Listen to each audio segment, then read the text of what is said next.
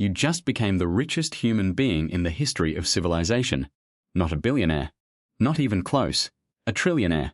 More wealth than the bottom 3 billion people on Earth. Combined, if you burned $1 million every single day, you'd still die rich. So let's talk about what actually happens next, because nobody warns you about this part at 8T1. The illusion of control within 48 hours. Your face is on every screen on the planet. There are strangers standing outside your building right now. Some hold signs. Some hold cameras. Some just stare up at your window. So you do the logical thing. You hire protection. Not one bodyguard, not two, a full presidential level security detail, 12 armed operators, rotating 24-hour shifts, done in 2 days. Cost? A rounding error. Next problem, your Honda Civic. You buy Bugatti, not a Bugatti, the entire company. $2 billion. That's 0.2% of your net worth. The equivalent of someone earning $100,000 a year, spending $200 on a jacket. Your accountant logs it under miscellaneous. You need a compound, 14 acres, iron gates, a private road, security booths around the clock. The main house isn't even visible from the entrance. 200 million. Easy, but a place that size doesn't run itself. Within a month, 63 people work at your house. Housekeepers, chefs on rotation, drivers, maintenance crews, an IT team just for the security systems, a personal assistant who has her own personal assistant. The machine runs perfectly, and you are trapped inside it. T2. The money that never stops. Here's the part that breaks your brain. $1 trillion makes money faster than you can spend it. Even sitting in the dullest investments on Earth, your net worth grows by tens of millions every single day. You wake up richer than when you fell asleep. Every morning.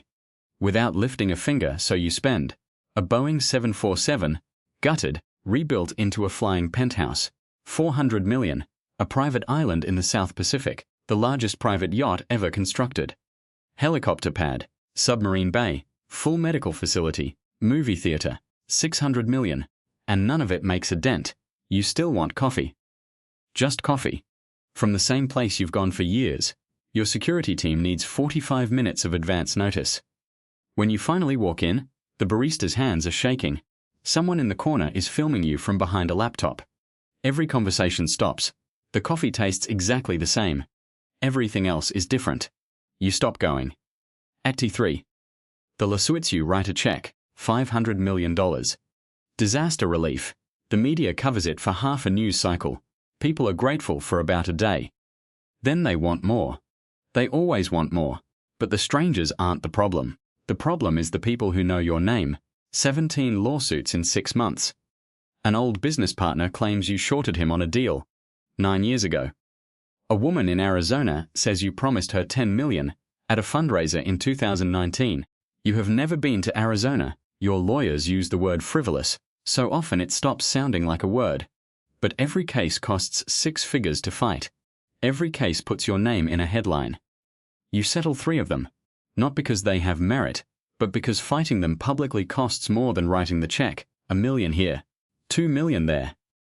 Rounding errors, every settlement invites 5 more lawsuits. By year's end, your legal budget crosses $40 million. You have an entire floor of a law firm working exclusively on your cases. You've never met most of the lawyers. They send you weekly summaries.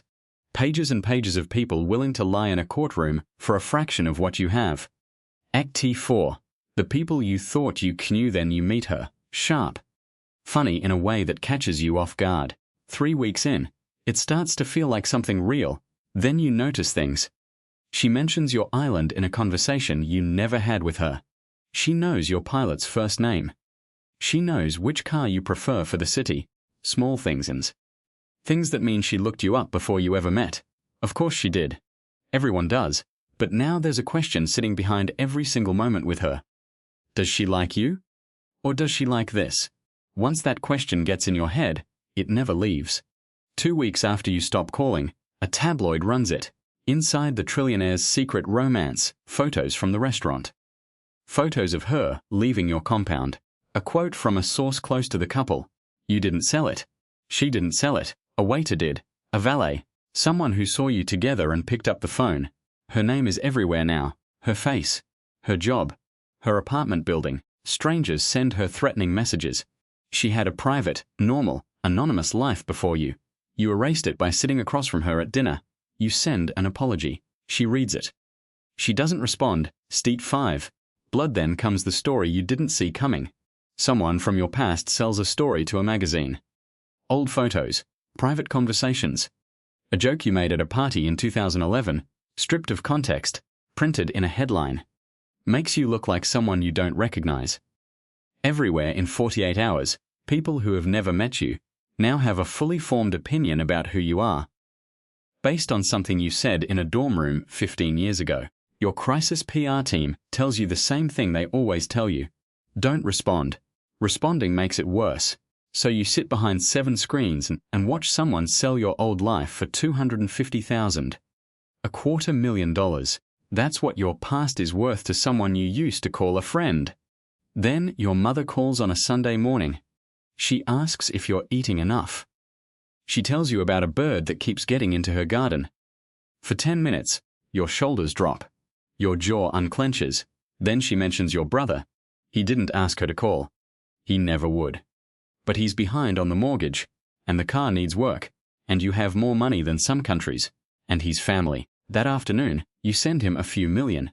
He doesn't call to say thank you. 3 months later, at a holiday dinner you flew the whole family to, on your 747, he sits at the far end of the table. He talks to your cousins, your aunt, anyone but you. When you try to catch his eye, he stares at his plate. He leaves before dessert. Doesn't say goodbye. A week later, your mother calls again, quieter this time. She tells you what your brother said to your cousin, that you ruined the family, that everything changed when the money came. She's not taking sides. She just doesn't know what else to do. She has a security detail she didn't ask for. A son who won't speak to his brother. A family that used to fit around a kitchen table, now requiring a catering staff and a private jet to be in the same room. You tell her you'll talk to him. You don't. What would you even say? You can't unsend the money. You can't undo the jet. You can't show up at his door without 2 armed men waiting in the driveway. The gap between your lives isn't something a conversation can close. 6. Alone in the mesh in 3 a.m. You're awake. The compound is silent.